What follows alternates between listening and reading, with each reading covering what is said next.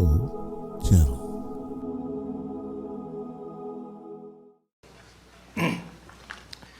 I do hereby affirm that I will tell the truth and nothing but the truth to this committee today. Thank you very much. We'll begin with Captain Roger Solis. Am I pronouncing that right, sir? Solis is correct. Thank you. sir. Ms. Kilpatrick and panel, I would first like to briefly describe the incident that I experienced in March 1967. At that time, I was a first lieutenant, U.S. Air Force, stationed at Malmstrom Air Force Base, Montana. I was trained and assigned duties as a missile launch officer for the Minuteman I intercontinental ballistic missile. I was designated Deputy Missile Combat Crew Commander and part of a two-man crew. My commander at that time was Lieutenant Frederick Meiwald. He's now deceased. I will briefly review the diagrams showing the Launch Control Center, launch facility. We will show you shortly when one of the other speakers present.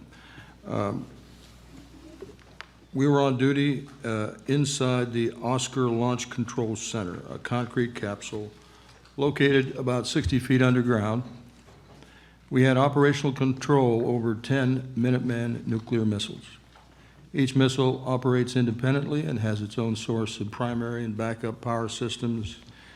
It is important for you to note that the command and control for these missiles was entirely located within the capsule. There was absolutely no means to affect any of the missile systems from outside the capsule. On the evening of March 24th, 1967, while my commander was on a scheduled rest break, I received the first of two phone calls from my topside flight security controller, FSC. The first call was to report unidentified lighted objects flying above the facility.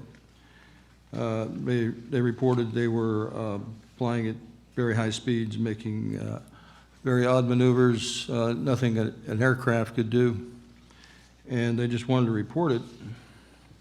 I didn't pay much attention to that first call, and I basically hung up on them. Minutes later, the FSC phoned again and reported in a very agitated state that there was a large oval-shaped object hovering above the front gate. It was a red, pulsating, lighted object, approximately 30, 40 feet in diameter. The best he could describe it. It was difficult to distinguish a structural part of it on the inside, except that it was glowing red, pulsating object. He had all the men out there with their weapons drawn. He wanted me to tell him what to do next. I, of course, told him something like, make sure nothing comes inside the perimeter fence. Of course, our primary duty was to secure those nuclear missiles. Immediately after that call, I started to inform my commander about the incident. As I started to inform my commander, our missiles began to shut down. We lost alert status on all 10 missiles while this object was above our facility. When we queried the fault system, all missiles reported guidance and control system failure. We had a way of querying faults within the system called VERSA. It's a voice-activated system, and we were getting channels 9 and 12, which is guidance and control system. At the same time, we had indicator lights showing security violations at two of the launch facilities where the missiles were physically located.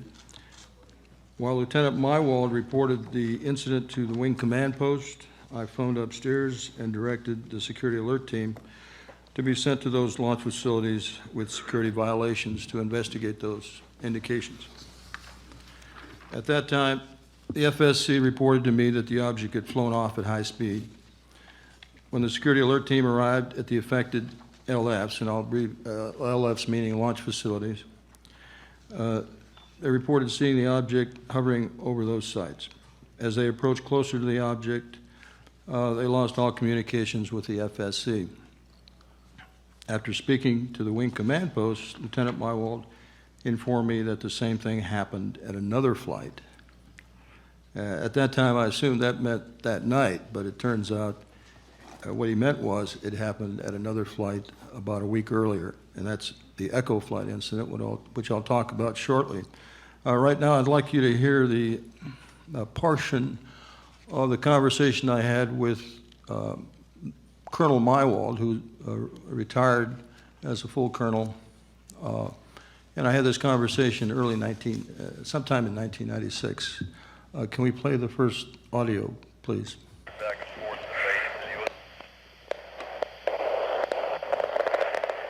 because they were doing maintenance on, I don't know, the guidance cans or something, and the maintenance crews were staying over, and there was security and maintenance on site on both, on 2 of the 10 sites. And when the first one went down, I talked to the security out there. They had reported this UFO hovering over the site, and I said, "Yeah, right. What are you guys drinking out there?" And we struck strike teams to both of the sites that had been occupied.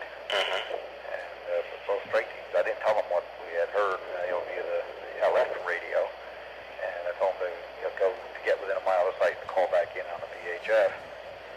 And they both had reported it too. So we had 2 maintenance crews, 2 security troops on site, and 2 strike teams all reporting it. Is that right? Yep. Do you remember any of the names of any of those guys? Nope. You don't? Sorry, there's a little mix-up there. That was Colonel Walter Fiegel, who was the Deputy Missile Crew Commander at Echo Flight. Can we have the Mywald audio, please? Any reports from their field about UFOs? So I remember the 2 guards that had gone out to one of the sites. Finally got back scared to death. We had to relieve them of duty. Yeah. Oh, you mean our guards? Yeah, Oh, I didn't know that. yeah, and rodent control type. Oh, I see. They had gone out to one of the sites, one of the LFs, and on the way back we lost radio contact, and we ended up having to send them back to base earlier. I'm not sure what happened. I don't think they ever returned to guard duty. And what were they scared about? Well, they had seen these some crazy things. Then, Oh, they did? yeah, They reported that to you? they reported it to the topside guy. Oh, the topside guy. That's right. Okay. Okay. Okay. Well, interesting, don't you think? Yeah. After we were relieved by another crew the next morning, I arrived back at base. Mr. Salas? Yes. In a couple sentences, would you tell us what we just heard? The conversation. Yeah, I'm sorry, it was a little confusing. The first conversation you heard was Colonel Walter Fiegel, now retired. As far as I know, he's still alive. He's authorized me to use that audio, by the way. It was a recording of a telephone conversation I had with him in 1996. And he described the fact that he had, on 2 of his launch facilities, he had maintenance crews out there and security guards. And when the first missile went down in his flight, they reported that there were UFOs overhead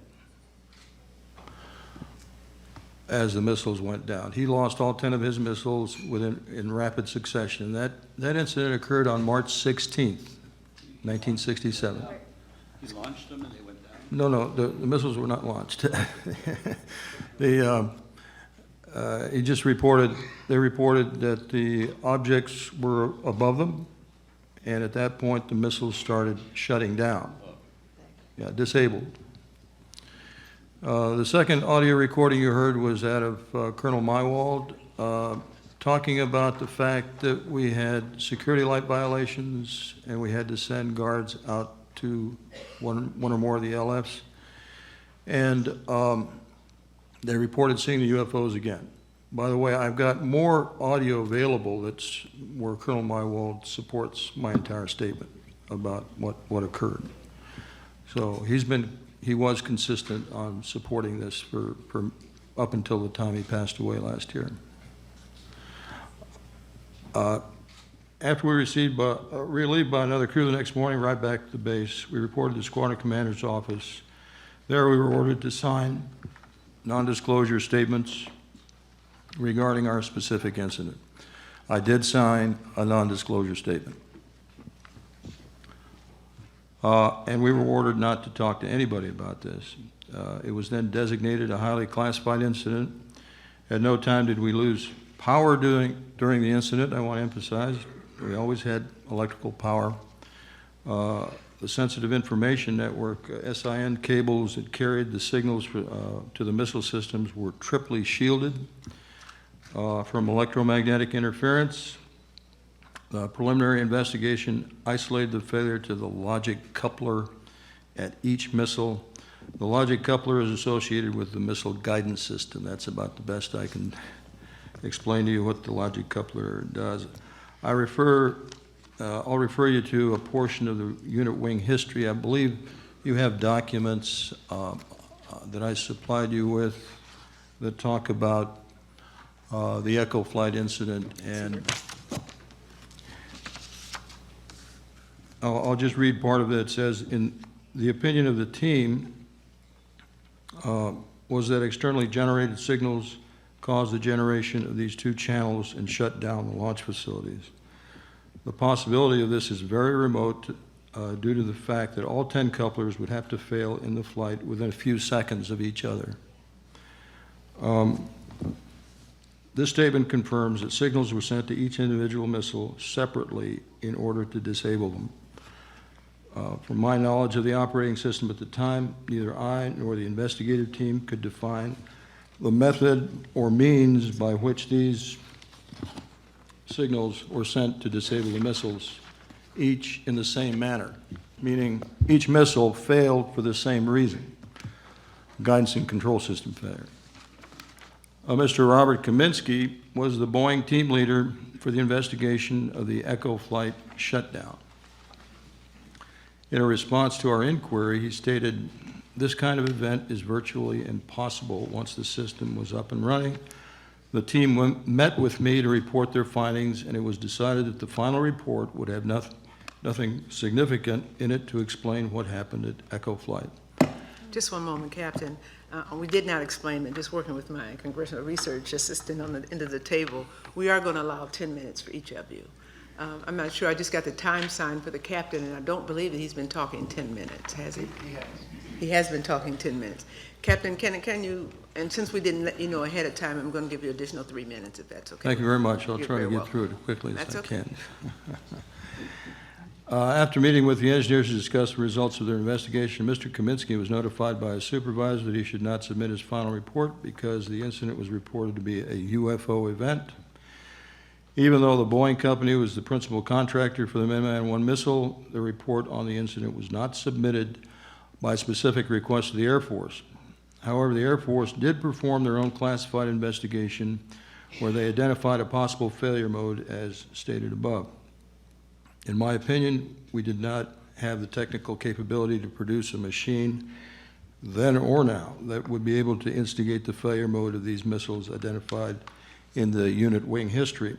In addition, the unidentified objects displayed the physical and flight characteristics that no known aircraft type could achieve then or now. Therefore, I have concluded these objects were non-terrestrial in origin. An important related activity ongoing, and this is important, on December 17th, 1969, the official U.S. Air Force investigation into the UFO phenomenon was terminated. The principal basis for this, and you have the Air Force position on UFOs, I believe. I've given you a copy of that. The principal basis for this termination was the evaluation of a report prepared by the University of Colorado entitled Scientific Study of Unidentified Flying Objects. In 1966, the U.S. Air Force awarded a $500,000 contract to the University of Colorado for the purpose of studying the UFO phenomenon. I'll refer to this study as the Condon investigation, or its team leader, Edward Condon. In fact, it was never intended to be a scientific study because the Air Force did not propose that any scientific hypothesis regarding the phenomena be evaluated. The Condon team relied on input and evaluations of reported UFO incidents from Air Force officers at various bases. The Condon team was, except for one individual, not authorized to review classified reports of Air Force incidents regarding the phenomenon. They were not even informed that classified UFO files existed until after the termination of their study. I have evidence supporting this. With respect to the 1967 Echo and Oscar flight UFO incidents, there was a deliberate effort to keep information about those incidents from the Conduct Committee. In 1967, Dr. Roy Craig, the chief investigator for the Conduct Committee, was informed by Mr. Raymond Fowler, a contractor working for Sylvania on Minuteman Electrical Systems, that the Echo flight shutdowns at Malmstrom had occurred during a UFO sighting. In October '67, he visited Malmstrom to inquire about this. Dr. Craig recalls this inquiry with Lieutenant Colonel Lewis Chase, the base operations officer at Malmstrom. After Colonel Chase and I had exchanged pleasantries in his office, this is a quotation, I asked him about the Echo incident. The colonel caught his breath and expressed surprise that I knew of it. I can't talk about that, he said. Colonel Chase had assured me that the incident had not involved a UFO. Since Colonel Chase was the last man I would doubt, when he conveyed this information, I accepted the information as factual and turned the review over to Bob Lowe, who had received, Robert Lowe was the deputy commandant, and he was the only one cleared to look at classified information. When Dr. Robert Lowe, the deputy commandant, requested the Air Force allow him to review the secret report of the Echo incident, he was informed that the report would be too highly classified to allow that review. Dr. Craig did not interview any of the many witnesses that were named to him by Ray Fowler that he could have interviewed. He did not interview either of the crews, Echo or Oscar crew. In addition, the Air Force Office of Project Blue Book was deliberately misinformed about these incidents. In a letter from Colonel James Minot, and I think you have these letters in front of you, he was right pat, Blue Book essentially. He requested of Colonel Chase in June of '67, inquired of reports they had received that there were equipment malfunctions and abnormalities during the UFO sightings. The written reply from Colonel Chase stated, this office has no knowledge of equipment malfunctions and abnormalities in equipment during the period of UFO sightings. This evidence and the Air Force... Captain, I think you just have a short piece to go, is that right? Just one page left? Just very short. Yes, sir. Please proceed.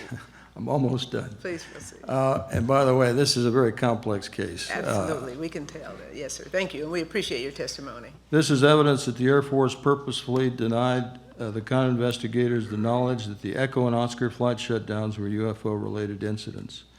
Since the Air Force cites this particular study as the primary reason for the official rejection of the UFO phenomenon, and claims that no UFO reported, investigated, and evaluated by the Air Force was ever an indication of threat to our national security.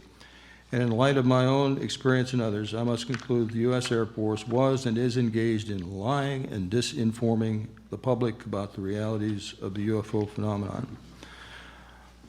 That's the end of my statement. Thank you. Thank you.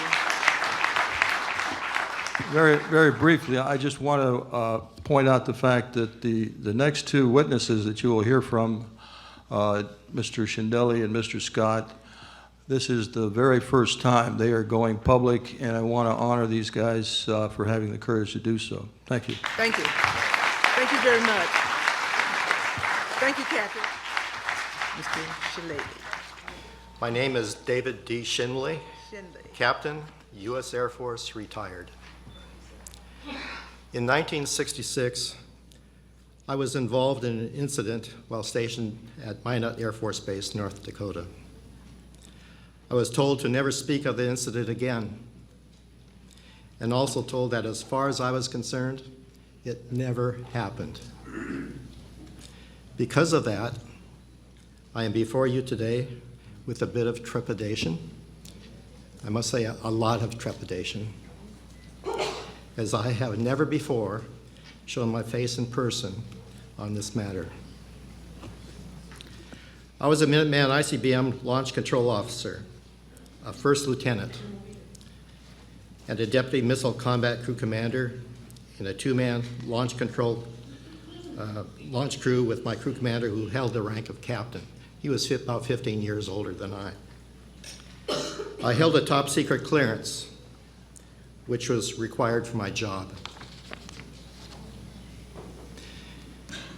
It all began one morning when I was watching TV while having breakfast, and I heard the local news announcer mention that some residents in the town of Mulhall, North Dakota, had seen strange lights overnight, which they attributed to a UFO.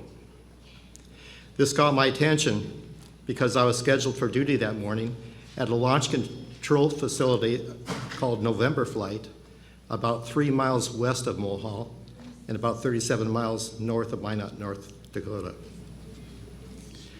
I lived in the town of Minot at the time, and I drove to the air base to attend the morning pre-departure crew briefing at wing headquarters, where all 15 missile crews would normally meet each day prior to pulling alert duty at their respective launch control facilities. During that pre-departure crew briefing, it was mentioned that some missiles at November Flight had gone off alert, but there was no further information provided. I immediately connected this to the news item that I heard earlier in the morning regarding a possible UFO sighting near the town of Mulhall. When the briefing was over, several of the launch crews seated near me commented about the news item, which they had also heard that morning. And there was speculation about a possible connection with November Flight. My crew commander had also heard the news item. And we were both anxious and quite curious about what we might find as we drove out to the launch control facility. If you could display my second slide.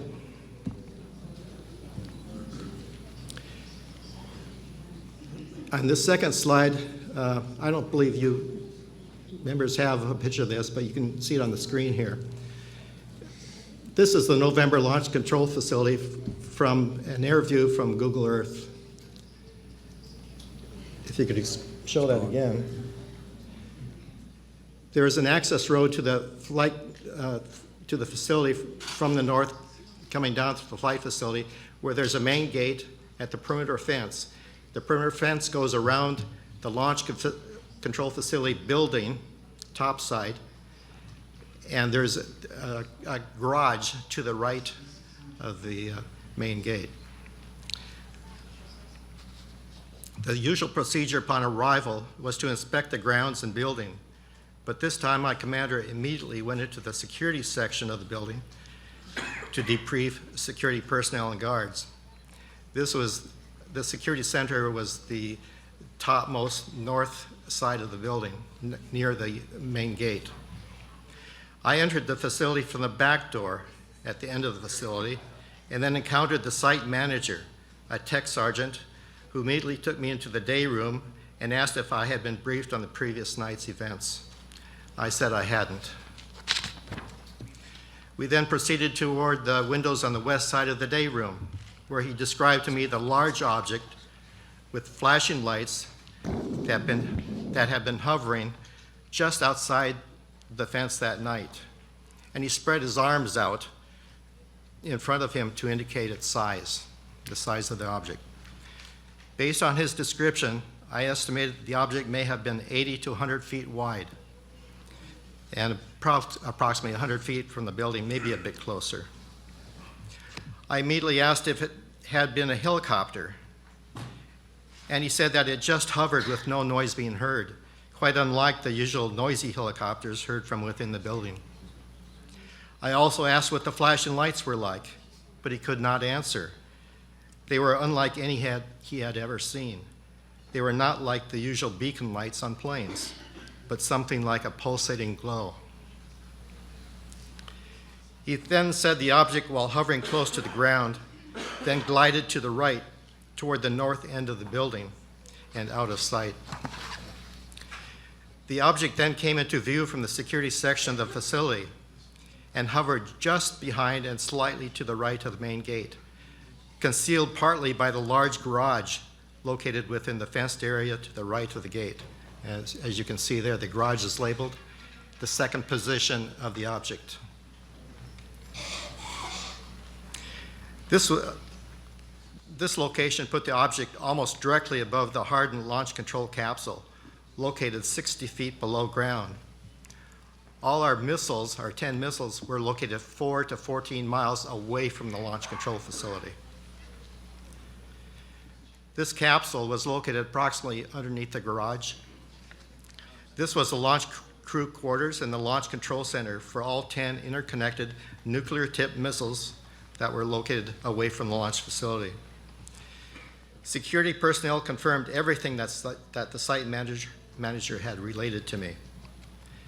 My commander and I then proceeded to take the elevator down to the launch control center, the capsule, to relieve the two-man officer crew below.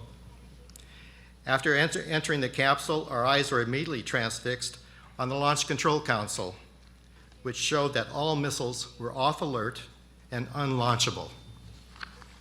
We had never seen such a thing before. The outgoing crew briefed us on the wild events that transpired overnight and indicated that the missiles malfunctioned at the time the object was hovering directly above the capsule and next to the main gate. We speculated on the possibility of an EMF pulse that might have created the situation. We had no doubt, however, that the 10 outlying nuclear-tipped missiles of November flight had been compromised, tampered with, and put out of commission by the object that had paid a visit. Normally, it's quite unusual to have even one missile down, except for maintenance. And Wing Headquarters was very proud of having more than 95% uptime for all 150 missiles of the wing.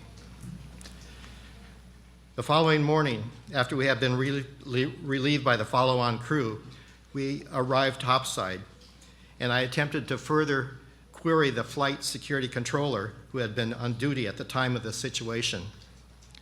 But he interrupted me, and he said that he had been instructed not to discuss the incident. That is when my commander then told me that he had received a call while I was on a scheduled rest break down below, and he was told that we were never to discuss the incident.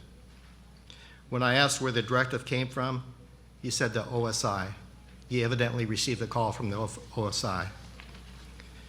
With no discussion allowed on the subject between him or me together or with anybody else, my crew commander and I were left in limbo and left on our own to conjure in our own minds how other situations might unfold and be handled.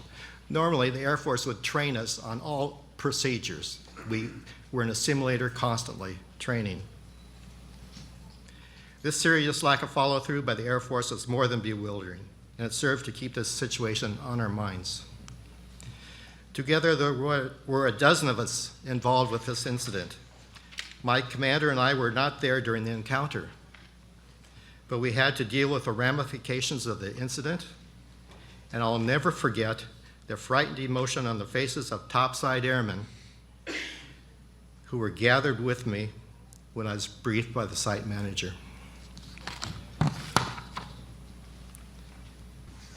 Besides those of us at the launch control facility, there had to be many more people involved with this, including maintenance people who had to retarget and reline the missiles, also additional security personnel to guard and protect the missile launch facilities, and who knows how many others on base were concerned. Everyone had been silenced. The incident was never discussed, and I never heard a word of any other incident from people that I associated with. I never spoke a word about my incident for almost 40 years, and my wife never knew. After several years of searching the internet in hopes of finding someone who would give me a clue about my incident. Excuse me, Mr. Shinzo. Yes. I yield you additional 2 minutes, excuse me. Okay, thank you. Thank you. I then found what was described by Captain Robert Salas, and I felt immediate, joyous freedom from my haunting memory. I then informed my wife. Since then, I have run across several missileers from my days at Minot who were there with me in the wing, and 2 of them have gone public with their own experiences. 2 others have described to me their unique experiences, but they have pleaded that I not divulge their names. They fear losing their Air Force pension. are losing their personal integrity and keeping a secret, or being ridiculed. I also know of 2 other officers involved in incidents, but they will not admit to their secret, probably for the same reasons. And then there's the late Captain Val Smith of my squadron, who is mentioned in official documents released by FIA. He was interviewed by the late Dr. Alan Hynek of Blue Book fame, who wrote an article in the Saturday Evening Post, published on 17 December 1966, which described the incident that Smith was involved with on 25th August 1966.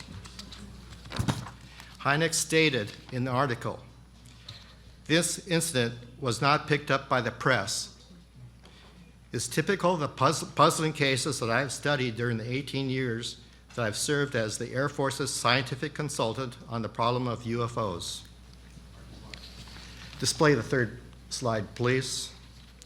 Just prior to release of this Post article, the Minot Daily News got wind of it and then published on 6 December 1966 a front-page news item with major bold headline that read, "Minot Launch Control Center saucer cited as one indication of outer space visitors." The front page. I remember this article. I thought, oh, maybe I could start talking. In 1966, when I was at Minot, the evidence was everywhere that something quite unique was happening. But I was embedded in a shell of silence. The Air Force knew the truth. The Air Force knew that I knew the truth. And that is the only reason they warned and instructed me that it never happened. Thank you.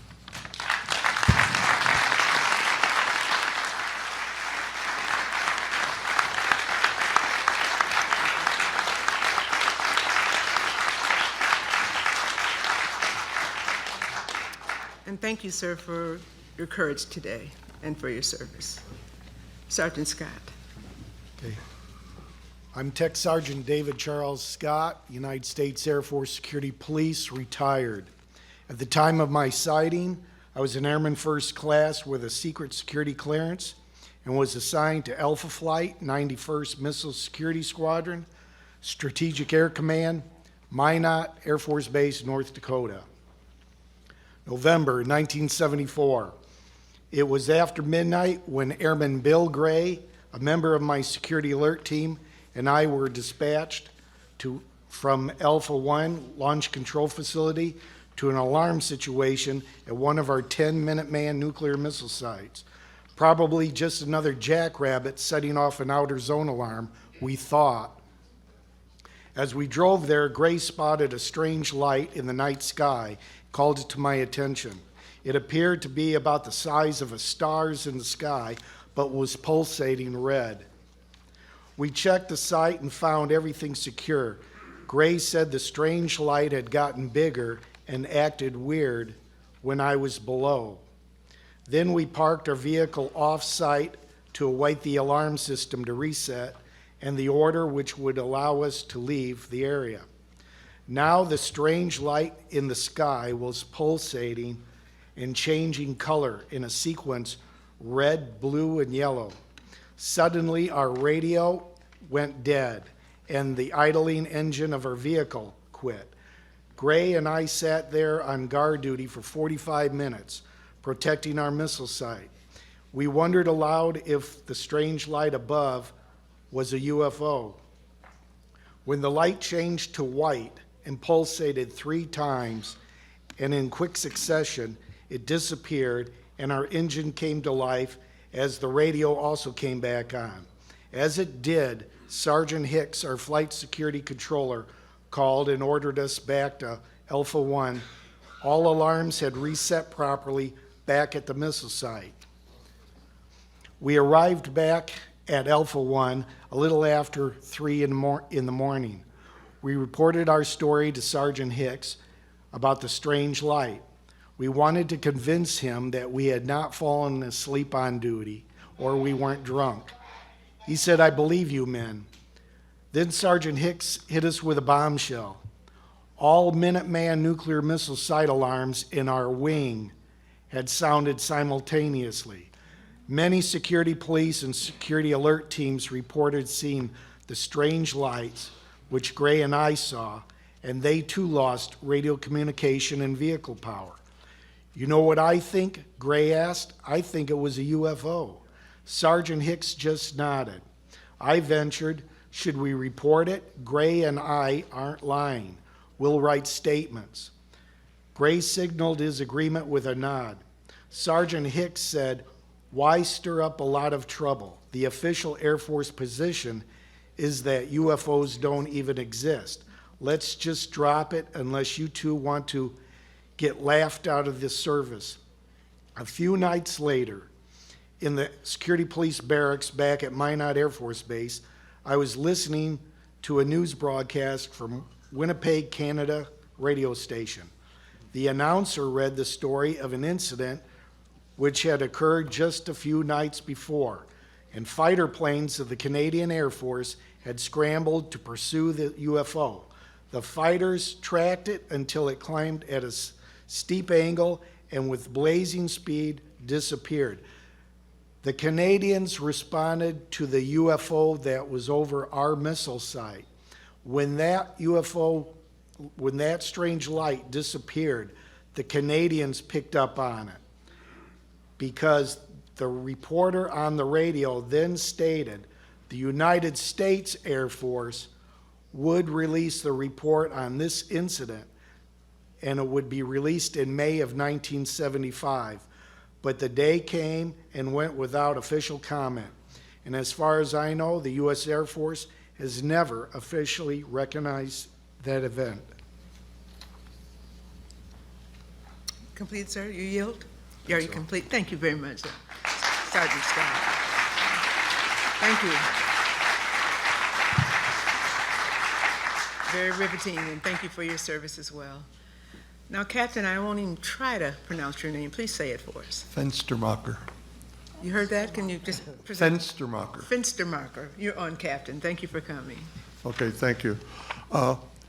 If we have time, I have some pictures and graphics of the LCFs and the LFs and the LCCs if we have time for it. It's not really pertinent, but I thought you might like a We'd little like to tour of the facilities. You have them as a slide for paper or on our screen? On the screen. Okay, thank you.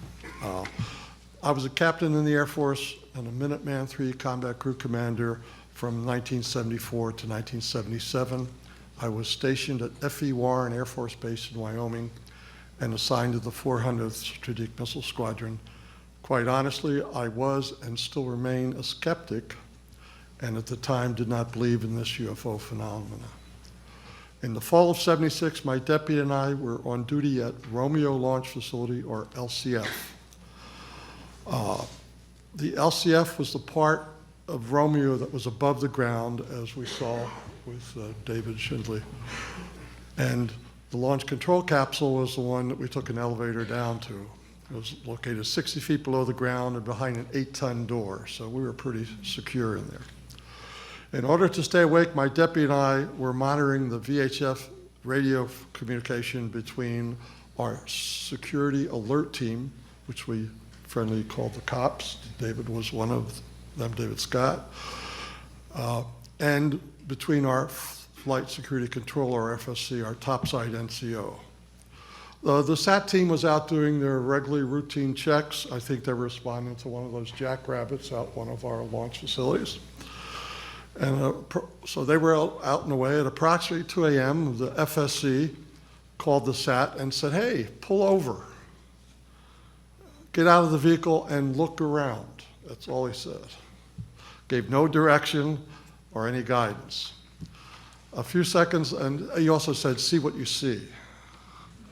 A few seconds later, they reported they saw nothing, and they said, oops, wait a minute, we do see something in the distance. The FSC, well, what do you see? And they said in an excited voice, it was a light in the sky, it was a bright white pulsating light, and they could see some other colors in between the pulsations. The FSC asked them where the light was located, and the reply was that it was some distance to the north, And then after a pause, they said, geez, it really looks like it's near the LCF or near where you are.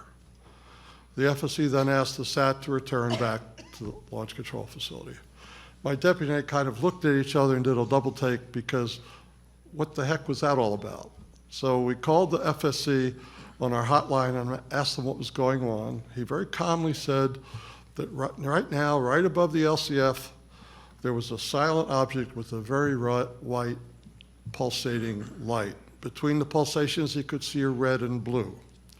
I asked for specifics, and his best guess, well, he said it was a fat cigar. It looked like a fat cigar.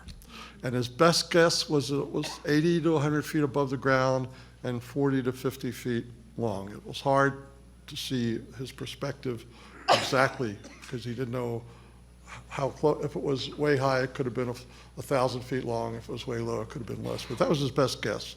While we were talking, he reported that it was moving down the access road to the east, and very slowly and very quietly.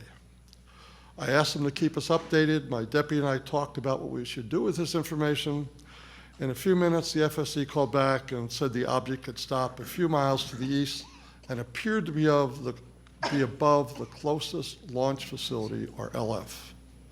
So we ordered the SAT team, who was now on their way back to the launch control facility, to go to that LF that had the object above it, and they said they had to return to the launch control facility for batteries and for their flashlights. 10 minutes or so later, we asked the status of the SAT team, and we were told that they made it back to the LCF, but had departed yet. They were just about ready to go. The object moved further east along the access road above another LF.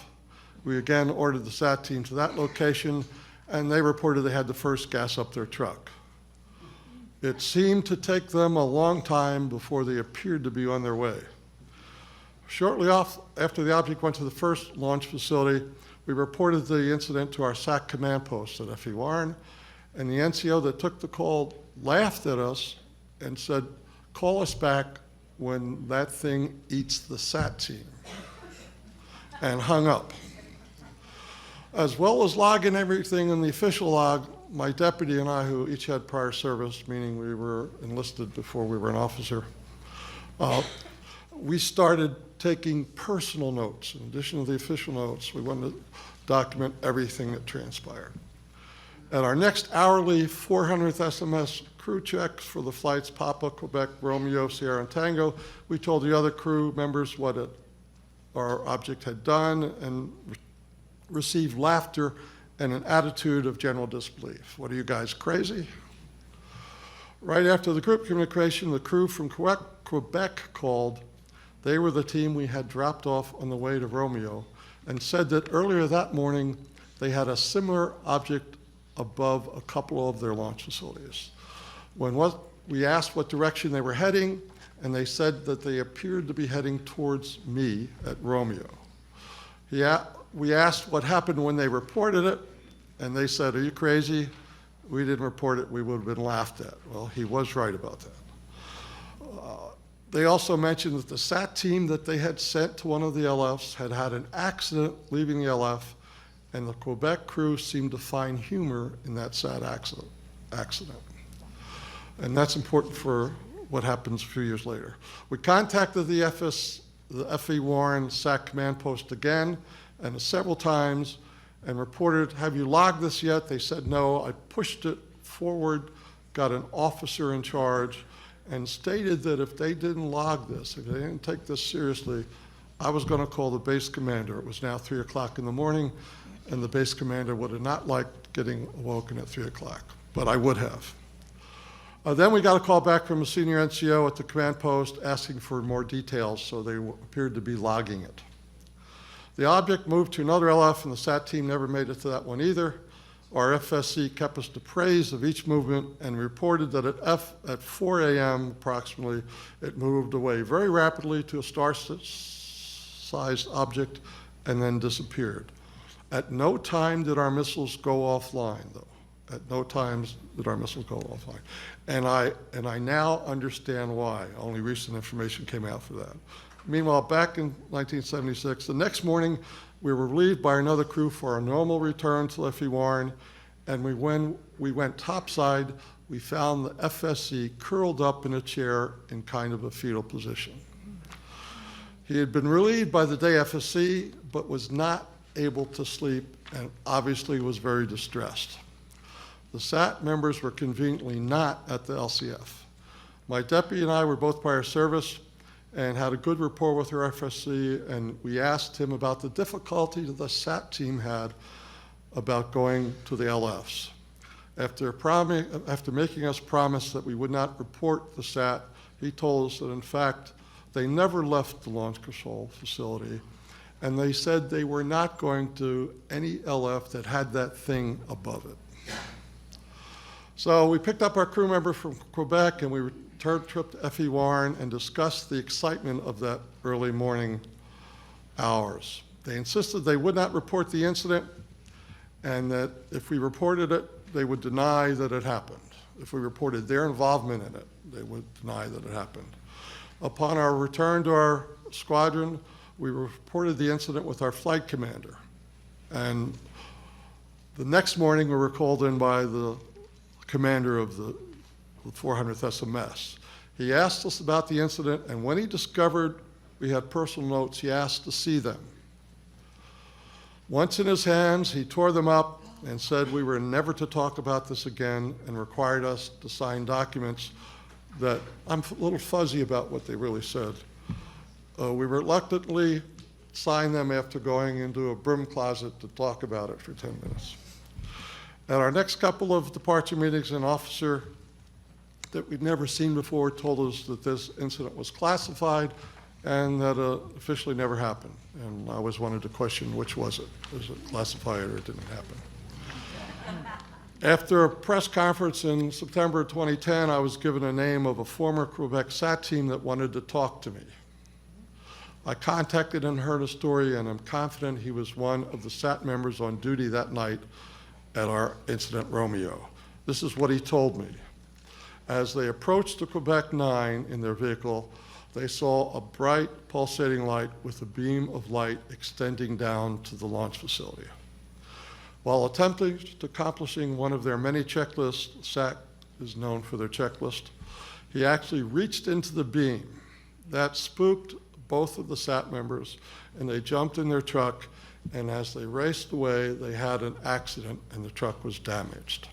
That tied into me that in fact was the Quebec team that was on duty the night when my Quebec commanders told me that their SAT team had an accident. So I was confident they were them. I asked, when they got back to F.E. Warren, they were ridiculed by the fellow SAT members. Someone even drew a drawing of them seeing a UFO, hitting a cow, drinking booze, and they were ridiculed for their time. And this guy was really, to this day, upset about that ridicule. I asked him to share his story with others and make a formal statement. He said, no, this is it. He was done, and he would not talk to anybody about this again, including me. And he, in fact, has not responded to any calls or emails from me. I kept silence about this 1976 incident. After all, a good officer follows his or her orders. I caught Larry King live on a Friday night on July 18th of 2008, and I came in at a segment, and I saw a former Air Force officer talking about a similar situation. I did not get the beginning of the segment, as I think I said.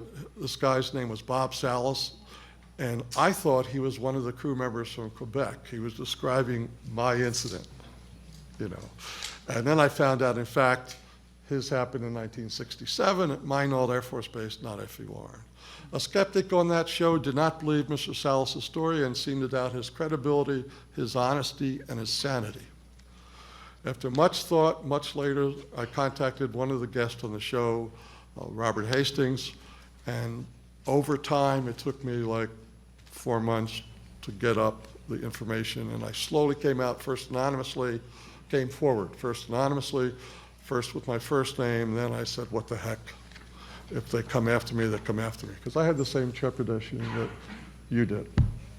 Would I lose my pension? Would I disappear? et cetera. So here I am. This is what led to this. Thank you, Captain. Thank you.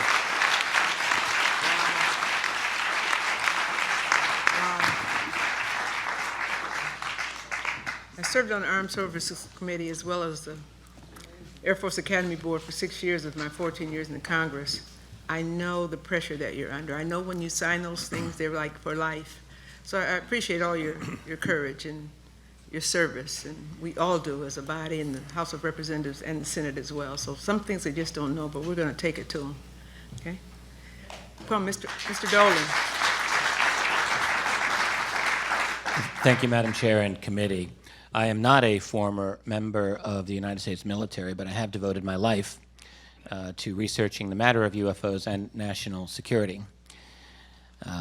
What we know from research and archival work is that from the beginning of the atomic age, there have been good reports, very good reports, of unknown objects with extraordinary capabilities being in the vicinity of our most advanced nuclear facilities. They certainly appear to be interested, if not always tampering, definitely interested. We're fortunate in having obtained a few items of interest through the Freedom of Information Act. It's obvious that much remains beyond our reach, but what we have is definitely of interest.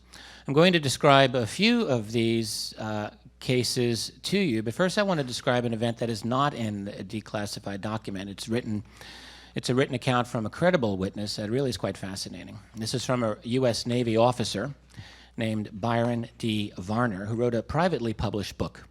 It's called Living on the Edge, an American War Hero's Daring Feats as a Navy Fighter Pilot, Civilian Test Pilot, and CIA Mercenary. There's an interesting title for you. The book includes a UFO encounter by another Navy pilot, a man named Roland Powell. And both of these gentlemen were interviewed at length by the then head of the Mutual UFO Network, Mr. Walter Andrus. Mutual UFO Network, or MUFON, is the largest civilian UFO organization in the U.S., has been for years. So here's what happened. In July 1945, near the close of the Pacific War, the Hanford Atomic Facility, located in the state of Washington, one of the key elements of America's new nuclear infrastructure, was there. Now, although by this time no one was expecting a Japanese threat to it, as the end of the war was near, but there were still standby aircraft, armed and ready at all times, just in case anything were to happen. At noon, on a date they don't know exactly, but it was July 1945, an alert was sounded. Radar had detected a fast-moving object that was now in a holding pattern directly above the Hanford plant. It was very high. No one was able to see it at first, only on radar. 6 pilots flying Grumman F-6F Hellcats were sent up. Finally, they saw it, and they flew to intercept it. It was estimated to be about 65,000 feet. It's very, very high up. No one was able to recognize it. It had what the book described as, quote, a saucer-like appearance, bright, very fast, very high. The pilot, Roland Powell, later described this object to be as large as, quote, 3 aircraft carriers side by side, oval-shaped, very streamlined, like a stretched-out egg, and pinkish in color. He said it gave out a kind of vapor around the outside edges, he believed from portholes or vents, and he speculated that the vapor was being discharged to form a cloud as a disguise. Anyway, the pilots were baffled. They were told to go higher. They replied, if we go much higher, we're going to ruin these engines. And the answer came back, blow the engines if you have to, but use full power, full military power, full throttle injection, maximum continuous, go for it. They were then told that if the engines quit, they were to glide back toward the airport and hope that you make it. Even so, no one was able to get close enough to the object. It didn't seem to do anything. It just hovered there as if observing, staying well enough out of reach. The pilots were quite amazed at its ability to hover. Finally, some engines, according to Roland Powell, did begin to fail. Fuel consumption got critical, and the planes returned to base. After this, the craft just disappeared as quickly as it came. It did not return.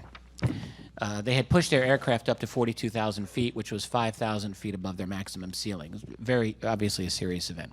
No press coverage, as you would expect. Now, you might argue, you might quibble that this is just a story unconfirmed by government or military documents, but it was a detailed story from an experienced World War II pilot, and you can take it for what you will. We do, however, have a number of declassified government documents that describe UFOs being seen over America's nuclear facilities in the early atomic era. Several from the FBI describe a series of events over and near Los Alamos. This is, again, another central component of America's nuclear program. One of these FBI documents from January 31, 1949, and then there was another from a year and a half later in August of 1950, describe what you can only call an invasion of sensitive airspace repeatedly by unknown and extraordinary objects. So the first document gives specific dates for the initial sightings when they began in December 1948. In that month, they occurred on the 5th, 6th, 7th, 8th, 11th, 13th, 14th, 20th, and 28th of that month. And the witnesses were all very high caliber. We're talking special agents of OSI, airline pilots, military pilots, Los Alamos security inspectors. There was some speculation that these objects might have been Soviet, but there were no reasons offered, no evidence offered, and in fact, there's no evidence to this day. Meteorites were also ruled out in this analysis. The initial conclusion was that they were either dealing with a previous unknown natural phenomenon or something man-made, except no one seemed to know any project anywhere that could have caused these sightings. And again, after more than 60 years, we still don't. By the way, the second of those documents, referring to Los Alamos incursions, this is by August of 1950, stated that by then a total of 150 observations had been made. You think about it, 150 over that region in about a year and a half. By then, they'd been able to determine that there are three types of objects being seen. First was a type known as green fireballs, which were objects, this is in the words of the memo, moving at high speeds in shapes resembling half-moons, circles, and disks emitting green light. The second type was a bit more of the in-your-face variety, that is disks, round flat-shaped objects or phenomena moving at fast velocity and emitting a brilliant white light or reflected light. That's the memo. And then the third type were meteors, at which you might breathe a sigh of relief, except that the author then immediately says, well, aerial phenomena resembling meteoric material, moving at high velocity and varying in color. The colors noted were white, amber, red, and green, so quite a range. We don't know what these objects were to this day. Another key place where the U.S. developed its atomic technologies was at Oak Ridge, Tennessee. Here's where the Manhattan Project had established a pilot plant to produce plutonium. UFOs were reported there as well. A declassified teletype from October 13, 1950, stated that the night before, an Air Force radar installation picked up 11 unknown objects, perhaps more, traveling across Oak Ridge. They were slow, low in the sky, less than 5,000 feet, maybe 1,000. Fighters were scrambled, but they saw nothing. They didn't have any explanation for this. The radar was in perfect operating condition. Everyone knew their job. That was only the beginning at Oak Ridge. An FBI teletype of December 5th, 1950, writes of 6 unidentified objects over Oak Ridge from the previous day. It's clear that people were scratching their heads. Some wondered if this was maybe a weather phenomenon. It doesn't appear to be because the sightings continued. And we get another teletype from just a few days later, December 8th, from the FBI's Richmond office. Here's a quote. This office very confidentially advised by Army Intelligence Richmond that they have been put on immediate high alert for any data whatsoever concerning flying saucers. Violations of airspace there occurred on the 15th and 16th of December 1950, and quite a few over the next few months. And recall that this is during the Korean War. If a major crisis occurring on the other side of the world, monopolizing the news and the efforts of the United States military, and yet you got a statement like this, that they want any information on flying saucers. You have to ask why. Odd craft were seen for quite some time over Oak Ridge. A fascinating document from late 1953 describes a visual sighting of a UFO seen over Oak Ridge. This is an incredible case. An F-86 fighter aircraft had just flown by, after which a black object was seen to appear out of a white cloud. It's about 12,000 to 15,000 feet altitude. It began to travel in large circles very rapidly for about 5 minutes. Sometimes it looked cigar-shaped, sometimes round. Now here, this is the report. Quote, object was extremely black in color, having an appearance of a deep black metal exterior with a fine gloss. It's quite detailed. It did not leave a vapor trail. No sound was heard. The object flew east at a tremendous speed for what appeared to be 3 miles, where it stopped. The object was then joined by 2 more of these same objects. A formation similar to a spread V was formed, and the objects at a tremendous speed flew in an eastward direction. Words fail me at this point. It's rather extraordinary. Incidentally, there's one more document describing a UFO over the Hanford nuclear plant, which I mentioned earlier. Well, we have an Air Force memo from August 8, 1950, which shows us that the Hanford facility continued to be of great interest. Let me just read this brief statement. Since 30 July 1950, objects round in form have been sighted over the Hanford AEC plant. That's Atomic Energy Commission plant. Air Force jets attempted interception with negative results. All units, including the anti-aircraft battalion, radar units, Air Force fighter squadrons, and the Federal Bureau of Investigation have been alerted for further observation. The Atomic Energy Commission states that the investigation is continuing. And by the way, there are no subsequent FOIA documents that we've gotten over what the nature of that investigation was, even though we assume it happened. So all I can say is good grief. Do you think they were taking this seriously? Rather, yes, I think they were. There are many more of these, and I'll be talking about some of those in the next panel. I think that these are more than mere accident or coincidence. Anyone charged with security over these vital installations would have to take these events very seriously. Indeed, not to do so would be a grave violation of one's sworn duty to protect and defend such installations, and it would not be hard to see why deep secrecy would dominate the subject of UFOs.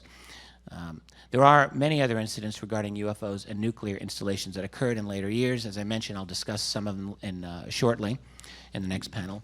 There's even evidence that these types of events have continued to occur much more recently, although they're a little harder to confirm due to the unresponsiveness and stonewalling of affected agencies.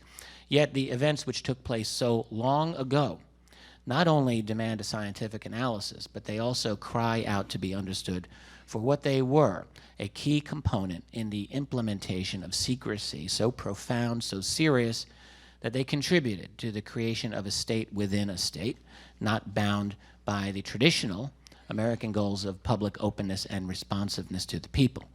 And one might argue such events are so serious that the public really doesn't have a need to know. Well, I beg to differ. I do think that citizens in a free republic, if they are to govern, which is the basic idea, do have a need to know about the important things in their world. Thank you. Thank you very much. Thank you very much. Excellent, excellent information. We're now going to open it to our members, and we're going to start with Congressman Bartlett. As I've sat and listened to this testimony, I was asking myself a question. If, for my good, there is a cover-up of these sightings, then what else might the government do for my good? You know, this is kind of Orwellian. 1984.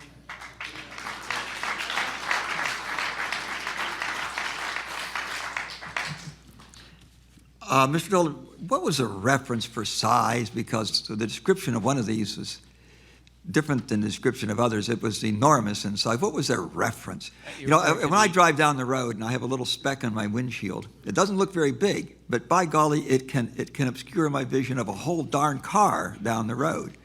So perception here, you know, there has to be some reference point before you really know how big something is. Well, I certainly agree, sir. References for size are notoriously inaccurate. You get this frequently. I assume you're referring to the first incident I mentioned, the Hanford case of 1945, where the pilot said... Well, he said it was as big as a couple aircraft carriers. Yeah. I don't know how he came to that conclusion, to be perfectly honest with you. You do have in the research a few confirmed, and by confirmed I simply mean radar plus visual accounts of very enormous objects. It has happened. It seems incomprehensible. In this particular case, I really don't know. He simply, to his perception at that time, it looked very enormous. The sightings that were talked about are all fairly old. What's happened more recently? Well, I don't want to jump if you had to say something, Robert. Recently, let's say 2010, there was a shutdown of 50 missiles at Francis E. Warren Air Force Base. This was announced by the Air Force. It was announced that there was eventually announced there was a computer glitch. Now, I'm very wary about that. I'm not sure I believe that, but we do have witnesses that have come forward, both civilian and Air Force, that said they saw an object in the sky at the time of these shutdowns. This is still being investigated, but these incidents are still going on. They used to be reported by the press. I don't see reports now in the public media. Do they just not report them because of the climate, the psychological climate that we're in? Or are there no sightings recently? I've seen no reports recently. I'd just like to mention a couple of things with regard to that. It was mentioned previously, there were, in the Bentwaters panel, they talked about personnel reliability reporting, where they keep tabs on people involved with nuclear weapons and make sure they stay reliable. So this is one way the Air Force is applying pressure not to report these things, but we certainly know, and from reports we're getting from time to time, that these incidents are continuing. But that's one of the reasons I think Mr. Fenstermacher noted that some of their people were very reluctant to report what they saw, and I'm sure that had to do with the PRP program. 2 points. Since all of you have followed this activity, you know, we're not the only country that has Minuteman missiles in holes in the ground pointed at somebody. It's the somebody that we're pointing at. Did they have any, as a result of the implosion of the Soviet Union, the data that came forward and a lot of their files, do you have any knowledge as whether or not the Russians or the Soviets had a similar experience with their missiles? Anyone that wants to answer that? We'll start with Captain. I'll start with one that I think is in my book that I've given you a copy of. This was an incident, I think it was 1982. It was in the Soviet Union. And it was, you know, the witnesses come forward and are named, and actually I think there was an ABC special on this particular incident, but as I recall, UFO came over and actually started their missile on the launch sequence. And thankfully it was shut down from that launch sequence. But there definitely have been sightings over Soviet bases. There's a large quantity there also of incidents where UFOs were seen over missile bases. Did they have the same effect, that is, stopping the ability of the missile to work through whatever device? I'm not familiar with any specific case like that. Okay. Captain Fenstermacher, did you nodded your head like you had some knowledge in that? So the same report that Bob Salas had, Bob saw it on ABC, and I've read other reports, but nothing quantifiable. You know, plus if I read reports about some of the people coming forward like we have, I wouldn't necessarily believe them, you know. But I've read reports about it, and instead of knocking them offline, actually it started the launch process, which really, to me, is more worrisome. Yeah, because they suspected us, but so either the launch sequence was interrupted, or they backed down. It was initiated. It was initiated. Yeah. But apparently it's the control mechanisms that you could still start the launch sequence, but the control mechanisms were the ones that were interrupted by whatever forces were in effect. So I was just curious that, if there was a focus of attention on U.S. ICBMs, obviously extraterrestrial would have an interest in the Soviet ICBMs, and also would have interest in ICBMs in the world today, not by other countries. At the very end of the Soviet... Richard, I was going to just come to you. Oh, I'm so sorry. Maybe your research, you found something. This was anecdotal. Now, what did you find? Well, in the last couple of years of the Soviet Union's existence, there was a remarkable amount of openness in the press from the Soviet military on this matter, quite a bit. It was like a window of opportunity, as people used to say at the time, and there were a number of cases. One at Kasputin Yar in 1989. I don't think that involved nuclear, but that was a rocket launch facility. There was an unknown object that appeared. It involved a jet scramble. It was quite extraordinary, very dramatic. There was a case just outside Moscow in March of 1990, which involved an unbelievable encounter by an object that was playing all sorts of games with the Soviet jet interceptor, seen by multiple witnesses. The Soviet Minister of Defense spoke about it. The Soviet top general for air defense spoke about it. They both discounted that this was American. They said there's not a chance. In fact, the top Soviet commander said, there is no way we're ever going to try to attack this. It was vastly beyond anything that we or anyone we know had. So there were quite a few very dramatic cases, and there were some that involved nuclear facilities, but we don't have as much information. It's just not Good. much. Thank you. My time's up. Thank you. Congresswoman Hooley. Thank you, Madam Chair. I have some questions just in general, and maybe we'll start with Captain Solis.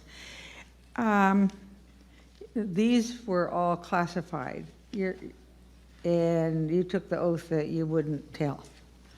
Keep them a secret. Why are you talking now? Thank you for asking that question. I did not speak about this for almost 30 years. I kept my oath. In 1994, I happened to pick up a book called Above Top Secret by Timothy Good. On page 301 of that book, it stated in a very short paragraph that missiles were shut down at Malmstrom Air Force Base during UFO sighting in 1967.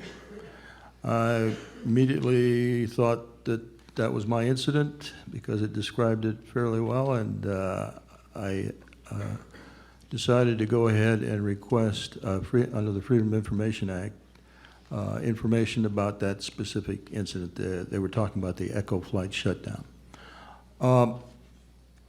Because I thought that was my incident. So I didn't mention anything about UFOs when we sent the inquiry. I just asked for, actually my researcher, James Klotz, who was with MUFON at the time, requested this information under FOIA. The Air Force wrote back and said, this incident is classified, however, because of the time lapse, Right. we're going to declassify it. And so they did. They declassified the Echo shutdown incident, and they started sending me documents. So I started speaking about it at that point because I thought at that point that that's where I was, because you have to understand all these facilities look pretty much the same. I knew I wasn't in the same squadron as Echo, but I did know that at times we did help out when they were short on crews. It wasn't until 1996 when I contacted my commander, Fred Mywall, that I realized I was at Oscar flight. And then I realized I'd been speaking out of turn, so to speak, because I had violated my oath by not speaking about my specific incident. I made a decision to continue speaking about it, and I've been speaking about it ever since. I've never been harried by the Air Force. Nobody's ever knocked on my door and said, can't talk about it. So I continue to speak about it. Well, we're glad you do. For any one of you, I think so often when we hear the initials UFO, we always think of it as somewhere outer space, don't know, this is a huge universe, where they come from. How, do you think they're UFO? Do you think they're from somewhere in outer space, or do you think these are made by some country that we, in our little universe that we know about? Tell me what you think. Madam, these are questions that not only private researchers have been asking, but also classified researchers have been asking. When you go back through the history that we know of, back in the late 1940s, when this first appeared on the scene, within the Air Force, there were competing solutions to this problem. Right off the bat, you had analysts who were convinced that there was no possible way that this could have been Soviet manufactured or American, that the performance capabilities were too advanced. There were other people who did suspect the Soviet Union. In fact, during the incident over Los Alamos that I mentioned earlier, there was speculation that, wondering, could this have been a Soviet type of technology? There's just no evidence for that. We all realize that within the black budget world, there are vastly advanced types of technologies in various ways. And in many cases, NSA computing, for example, is at least 3 decades ahead of the rest of the world. At least they were in the 1960s, and they probably still are. And there are other black budget groups that have, who knows what they have. Do they have, So that's always the thing. If you were to see a perfectly hovering triangle, and there are triangular UFOs hovering above you today, you'd have to ask yourself, is this ours or theirs? This is one of the fundamental questions that serious research asks these days, because it's very difficult. I will just offer my own opinion that a large portion of these objects are not ours. And I think that's what you find when you speak with individuals within the classified world. I've been privileged to do that many, many times, some extremely prominent individuals, if I may say, and that is their opinion as well. Thank you. I yield. Thank you, Congresswoman. Congressman Cook, please. Captain Fenstermacher, unlike some of the other testimony here today, you said that you didn't wait too long before you started talking about it. Am I correct in understanding that? No, I just came forward after I saw Bob Salas. Oh, excuse me, I misunderstood that then. And I just want to say I would commend all of you for coming out with your statements. And I certainly understand the reasons why for many, many years you may be reluctant.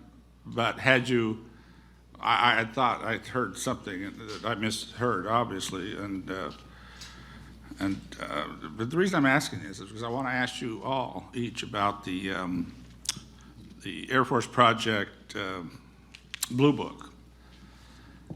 Blue Book was being done, there's a lot of money spent on Project Blue Book by the Air Force during, the 47 to 69 period, and some of your events occurred that you've talked about, certainly, Mr. Salas, your event, occurred while Blue Book was still being funded and written about, and Blue Book is, as I understand it, totally published now. It's out. And let me make sure I understand. I think the year of your, what you saw, witnessed, 76. 76. And again, 74, 66. So both the two captains right directly in front of me here, the things that you saw, is there any indication in Project Blue Book about those, or were you ever contacted in regards? I take it you were never contacted in regards to Project Blue Book at the time, or am I wrong on that? No. Or by anybody in the Air Force that was telling you that that's what they were doing. They were gathering. I realize they may take your statements, not tell you why they're taking them. And so the only thing they did with me is shove a piece of paper in my face and told me to sign it. I never heard another word about it afterwards. In researching, I've been researching this subject for 18, 19 years now. Yeah. And recently I discovered that Project Blue Book had secret files. They had two sets of files, one available to the public and a set of secret files. And again, I've got evidence of this.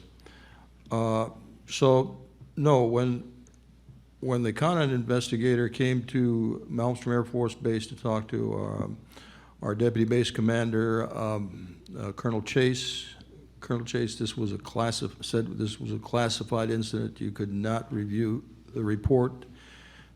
So they put it in a classified Blue Book file at the time. Okay. And do you have any feeling of the same question, on the same question, Captain Schindel? At the time, I knew nothing about Blue Book per se. I do recall an instance during my time at Minot where there was some discussion amongst some crew members about Blue Book. But I never knew what that was at the time until later, 40 years later, and then I find out about Blue Book, and then I find out about this article in the Saturday Evening Post, and I find out about Val Smith, who's in my squadron, and then I find out about released documents from the Air Force that mention his name. And now I understand that's where the talk about Blue Book came. That's very likely that not too many people in the Air Force, even captains and colonels and everything else, even generals, knew that much about Blue Book. Am I right? I mean, I imagine that you've reviewed some of what's in Blue Book since. I mean, recently, for example, Yes. Captain Sauce. Is there anything in Blue Book that's been published now that would indicate anything close to what you saw in Montana or in, let's see, it was North Dakota, Minot, or in Wyoming, or in the other? Have you looked at that? Is there any, in other words? No, sir. Well, okay. And do you have any of you have any feeling as to why they stopped Blue Book? Or do you have any, can you give us your opinion? Yes, sir. Totally opinion of why Blue Book was discontinued. Yes, Mr. Cook. I alluded to it in my statement. The Conant investigation, which was supposed to look into the UFO question for the Air Force, was a whitewash. It was intended to allow the Air Force to wash its hands of the UFO question.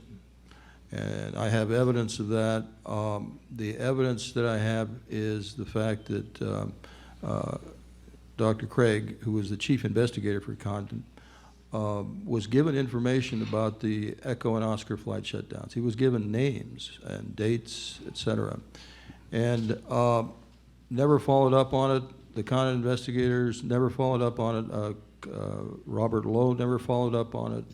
It was never mentioned, and that's because it was classified. I would like to just answer your question very quickly. I can give you the quick lowdown on Blue Book. Blue Book was formed in 1952 as a result of a tremendous upsurge in UFO sightings that were happening at that time. That was the only time in Blue Book's history that they actually had a staff that was capable of doing investigations. They had about 12 people. Their percentage of unknowns for that year was quite high. It was almost 25%. The order came down after the CIA-sponsored Robertson panel, which was at the very end of the Truman administration, to say, that's too high. This problem is too big, and we need to knock UFOs out of the public mind. And Blue Book was then gutted and stripped of really all capabilities, and for the rest of its existence, it had no more than a staff of about 4 or 5 people with no capability, and were on strict orders. This is an explicit Air Force order of 1954-55 saying you are required to get your number of unknowns down to a bare minimum. And they did that by hook or crook, didn't matter. I see. So it became very much a kind of an open joke, to be quite frank. The Blue Book explanations were generally not considered very valid because they were not sufficiently investigated in any scientific way. I hope the chair will allow one quick follow-up question that will take 10 seconds to answer, so about that. Proceed, Congressman. Okay. Is it your opinion then, Mr. Dolan, that the Air Force is more reluctant even today than they were during that period of 52 to 67 to even talk about or discuss or take information from captains and sergeants and colonels and even generals, any kind of pilots and so on, than they were then? Absolutely, I believe that this is a complete nightmare for them to deal with. Our final presenter before our break, our 10-minute break or so, will be Congresswoman Woolsey. Well, I was sitting here, thank you, all five of you and Steve, who was there before you, getting really uncomfortable about the position this has put you in all these years, and honoring you in my heart for getting past that and getting here today, and knowing that was not an easy thing to do. But I wanted to then reflect back on why is this panel, why are we all retired members of Congress? Well, you know what? We don't have a lot to lose. But it would be, this would be one of the issues that a sitting member would risk losing an election over.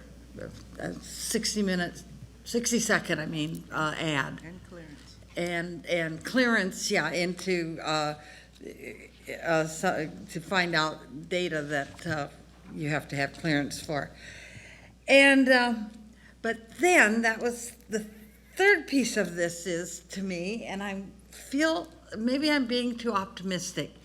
I think this week is going to change the feeling and respect that the common constituent, the regular member of our country, the population, the populace, I think if they pay any attention to this, they are going to have a different respect for it.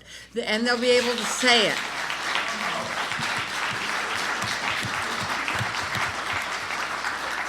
Instead of whispering to me, people who knew, I get teased a lot because I'm one of the most progressive members that have left the House, but that was in the House. And so my constituents, they're really supportive of me, lucky me. But they would come in and they would whisper, you know, Congresswoman, I think there's something to this. And I would say, well, if it is or isn't, I'm going to go and find out why we can't find out. And they can count on, that I would do that. But I'm not sure I would have done it if I was a sitting member. I have to be honest with you. Ms. Woolsey, may I make a comment? Yes. For the last year, we have been sending documents, myself and Mr. Victor Bigliani of Z-Land Communications, have been sending documents to Representative Peter King of New York. Mm-hmm. He's got all the documents. He's got my book. He knows my story, but he has not acted on it. I've also briefed Congressman Rohrabacher, congressman from California. Yeah, I think he's still in Congress. And, yes, he is. I briefed him, I think it was the year 2000, and he still hasn't acted on this. Well, there's 433 other members that haven't acted also. So Yes. I just wanted to point that out. I hope that this week could make it more comfortable for them and maybe help put the pressure on our government to be more open and to stop covering up and having secret files. So I thank you very much for being here. Thank you very much. Thank you. We're going to take a short 8-10-minute stretch or break for a moment, and when we come back, we'll conclude for the afternoon.